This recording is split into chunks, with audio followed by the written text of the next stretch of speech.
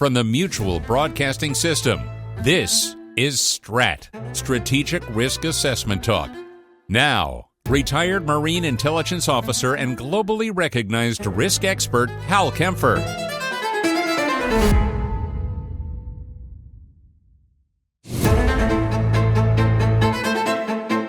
Welcome to STRAT, and I'm going to talk about something that I think needs to be I know I've alluded to it many times, but I'm going to talk about the issue, which is probably best summed up as Putin's predicament.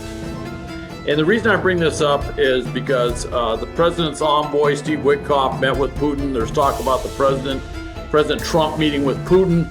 I have no idea where they're going to meet because there's an International Criminal Court warrant out for Putin's arrest, which basically takes a number of potential meeting places off the table. So a lot of going on there, but the talk is, can they get a peace deal or a ceasefire with Putin? And there's some things that I think all of us need to be aware of that are running in the background that may make us a little less optimistic. One thing I want to point out, without the threat of secondary tariffs to India and China, Russia's oil sales dropped 27%. More than a quarter than where they were a year ago. That's a significant drop. And the price of oil, the price that Russia is able to charge, has also dropped considerably, well below the cap. The EU sanctions, the European Union sanctions, the flexible price caps, all of this without the secondary tariffs are cutting into Russia's revenue picture. And that's causing them great problems. That's more their sovereign fund, their piggy bank, if you will, their savings that they have to dip into, which are darn near depleted right now, that they're using to pay for the war. Now, Trump is targeting India specifically with tariffs over Russian oil imports. He just announced that it's going up to 50%. Well, you got to read the fine print. It didn't instantly go to 50%. He just said that. He was already saying he was going to do tariffs, but it could have gone theoretically Friday when the deadline, coming up this week when the deadline was due. It could have actually gone up to 100%, but he's talking about 50%. Look, 50% tariffs on Indian goods being exported to the U.S., that would literally, I don't know if it completely shut down exports to the U.S., but it would be a horrific thing. And the other thing, too, is that India kind of did an in-your-face thing, which I understand. India has a lot of pride, a lot of national pride. They don't like being bullied. They've got a long history of not liking being bullied. They've always been kind of independent. They've always gone their sort of third way, as they call it, in international politics. That goes all the way back to the beginning of India when they became an independent country from Britain back in the mid-1940s, 47. So they've always been very independent in that regard.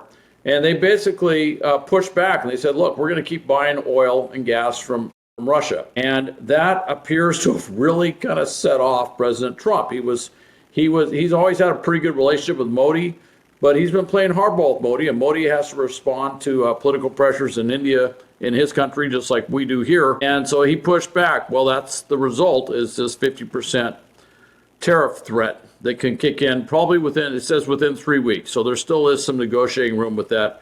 Although the 25% tariff is kicking in really quick. India will be feeling that right away, and that's going to also have a huge hit on Indian exports. China's situation right now, it's interesting. It's out there. India and China are kind of in the same boat. They both buy a ton of oil from Russia, and we could turn around and say 50% or 100% tariffs on Chinese goods coming to the U.S. I don't know exactly why the White House hasn't said this. I'm having to assume because of the tariff negotiations going on with China that maybe there's enough momentum in those that they didn't want to upset the apple cart. And I'm going to have to assume that the tariff negotiations with India, there's not enough momentum that they felt it was a good time to upset the apple cart. So that's kind of what we're seeing right now.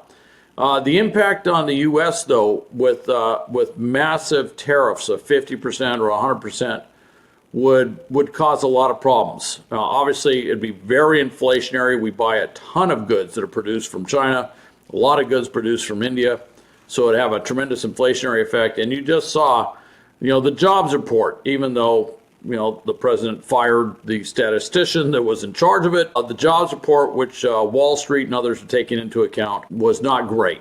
And they're expecting the next one to not be as great either. So there are real reasons why the White House might be wanting to slow roll some of these things. Russia's oil revenue from oil and gas has really plunged recently, and that puts more pressure on Moscow to end its war, although Putin has a problem with that. I don't know if Putin has a way to end the war. Putin's got some serious problems. Now, in July, Putin's administration collected about and keep in mind the ruble is not the most stable currency, about 787 billion rubles, or it's about $9.8 billion worth of oil and gas revenue. Again, that is 27% lower than what they had last year. Oil prices right now do not favor Russia at all. Oil prices are down. Production, there seemed to be a reluctance of Saudi Arabia and some OPEC countries of increasing production. That has gone by the wayside. They don't seem to be having a problem with increasing production. And I think that everyone's kind of getting tired of what's happening on the global scene. And so Saudi Arabia, I think, sees some opportunities here. They see some real opportunities working with President Trump on some of these things. So I think what they're saying is a chance that if they can get oil production up, if they can potentially supplant that Russian oil sales for a period of time, that could be a real revenue earner for Saudi Arabia. So I think they're seeing something that could come from that. And also production from the U.S. I would point out that we just cut a deal with the European Union. I think it was like $750 billion, $250 billion a year over 3 years, where they're going to buy liquefied natural gas coming from the U.S.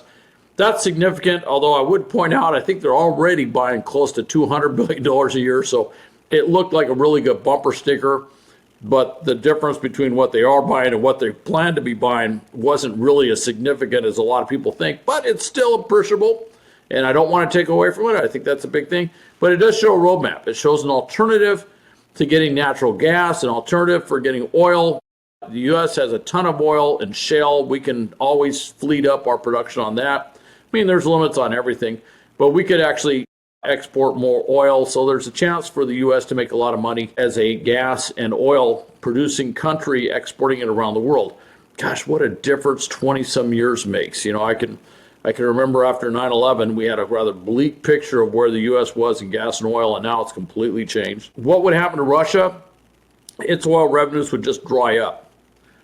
They all of a sudden, they'd be in a position where they literally can't afford to pay for the war. And I'll talk more about that. And it looks like right now, this sounds kind of strange, despite all the tension and everything with Modi and India, it looks like Trump is trying to kind of play India as a, dare I say it, trump card, basically trying to use India as a way to put phenomenal pressure on Putin.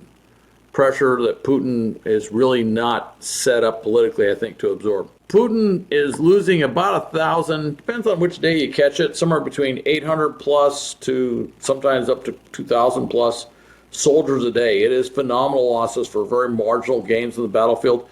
He thinks he's winning. He sees gains on the battlefield, and they are. They're making some marginal gains. They're actually gaining more territory than they're losing, although in certain areas they do lose territory. I want to point that out. His immediate goal, and it's been talked about this, is he might be satisfied with a ceasefire or some sort of truce, and I put that in quotes because I'm not sure that he would ever stop his war ambitions, but getting the 4 Oblasts that he doesn't completely control. The Donetsk area, I should say the Donbass area with Luhansk, Donetsk, Oblast, Zaporizhia, and Kherson, he would like to control all of those. And if he did, he could then turn around and say, these are the areas where they had the referendum. They voted that they wanted to be Russia. That was all a fake vote, but that's another issue. And it was all worth it because we secured this, although his ultimate goal of taking over all of Ukraine never really goes away. He would just have to put that on the back burner for a while. So for him, whatever comes out of this, it's not an end. It's probably, to his mind, an end to the beginning of what he wants to do. His economy is headed for stagflation. It's headed for recession. It could turn into a massive depression. There's just a lot of things going wrong. And I know everybody's been predicting economic death bells, but he's somehow been able to circumvent with his shadow fleet and everything, being able to sell oil. If he can't sell oil, though, to India and China, then he's got massive, massive problems. Now, if the war ends, he's got massive problems there too. He's completely the economy has completely changed over to a war economy. The economy is about building weapons, building bombs. That's what it does. It's a war economy. He doesn't have an easy way to change that around. There is no alternative economy he can immediately go back to. He can't turn swords into plowshares. There's just no way he's going to do that. He'll also end up with a bunch of very disgruntled, in many cases, very questioning of the government authority, Putin himself, troops, war-grizzled veterans who are really not happy. And they may not have been tactically great troops on the front lines, but they could be a big threat on the streets of Moscow and St. Petersburg. They would be flooding home. Defense industry workers would eventually have to be laid off. And again, there's no corresponding economy. The sovereign wealth fund, if you will, that piggy bank thing, has been vastly depleted. And there is a lot of dissatisfaction. You just don't see it because it's really tough to take polls in Russia. But there's a lot of frustration within Russia. And I do see the seeds of certainly 1917 and 1991 very much in play that Putin would be looking at if he didn't have this thing to keep pointing to. So I think he's going to keep pointing to this. All right. Would it be a social uprising like we saw before? I will say this. There is there's that famous saying that a dictator always looks invincible until the last 5 minutes. That's kind of Putin. I think everyone will believe that Putin is going to survive until just suddenly he's not there anymore. Kind of reminds me a little bit like Gorbachev. You really didn't see Gorbachev and the Soviet Union completely going away until they were just suddenly gone. And everyone was shaking their heads. So that's an issue. And look, I got to tell you what Europe sees. Europe's very cautious about what type and the U.S. should be very cautious of what type of ceasefire or whatever is coming out of this, because Putin has a reason to keep the production going, the war production, even if it completely depletes his financial reserves. But if he does that, he has to make gains somewhere. He's going to find someplace else. And for him, politically, it may be worth risking a war with NATO. I think he wants to finish what he did in Ukraine. I think he's very much made it clear he's looking at the Baltic states. He's looking at other places. He wants to keep this going. Now, interesting, China is sitting on the other side. They're still angry about what happened with Siberia back in the 19th century. They'd like to get that back. And I think that he knows that. He knows that they've been looking at Siberia for quite some time. We're all focused on China doing this massive amphibious operation to take over Taiwan. Meanwhile, Putin has moved all of the Far East military, or not all, but he's moved a preponderance of the Far East military stuff to fight this war in Ukraine. Historically speaking, China, it's an unprecedented opportunity for them to literally just roll in and occupy Siberia, and that's vast wealth in terms of natural resources, reserves, space for the Chinese population, everything. So I think Putin realizes that as well. And hence my term, Putin's predicament. He's in a real predicament. If he does what we want him to do now, he could lose very quickly politically. If he declares peace in Ukraine without anything without what he wants to show, if he has not achieved his goals, that undermines him politically in the Russian system dramatically and makes his position very perilous indeed. He's got a predicament. If he keeps going, well, he could be fighting in the West and losing in the East.